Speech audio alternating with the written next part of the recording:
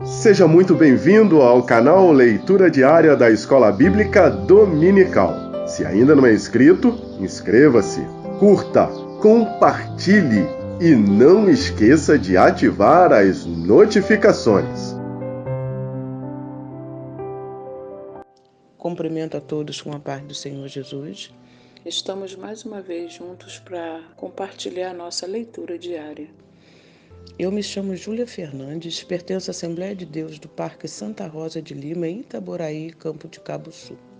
Nossa reflexão de hoje, terça-feira, se encontra na primeira epístola do apóstolo Paulo aos Coríntios, capítulo 9 e o verso 16, que diz assim: Porque se anuncio o Evangelho, não tenho de que me gloriar, pois me é imposta essa obrigação.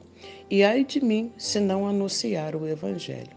O tema da nossa reflexão, a pregação do Evangelho como dever de cada crente. Como o apóstolo Paulo, não podemos nos gloriar da posição que alcançamos, porque é nossa obrigação pregar o Evangelho. O nosso compromisso com o Evangelho de Cristo é, primeiro, crer nele. Marcos, capítulo 1, versículo 15. O tempo está cumprido e o reino de Deus está próximo. Arrependei-vos e crede no Evangelho. Segundo, pregá-lo. Marcos 16, verso 15. Ide por todo mundo, pregai o Evangelho a toda criatura. Defendê-lo. Filipenses, capítulo 1, dos versos 7 ao 16. Sabendo que fui posto para a defesa do Evangelho. Viver de acordo, Filipenses, capítulo 1, e o verso 27. Somente devemos portar-vos dignamente conforme o Evangelho de Cristo. Obedecer a Ele. Tiago, capítulo 1, do versos 22 ao 25. Sede cumpridores da palavra e não somente ouvintes.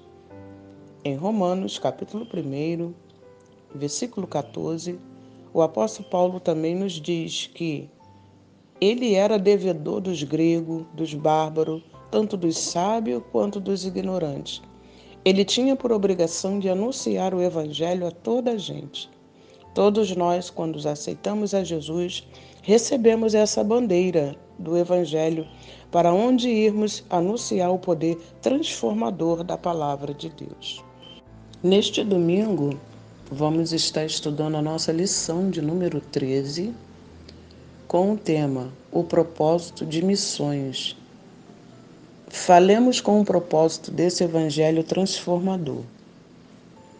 Ainda em Romanos, capítulo 6, e o verso 23, diz assim: Porque o salário do pecado é a morte, mas o dom gratuito de Deus é a vida eterna por Cristo Jesus, nosso Senhor.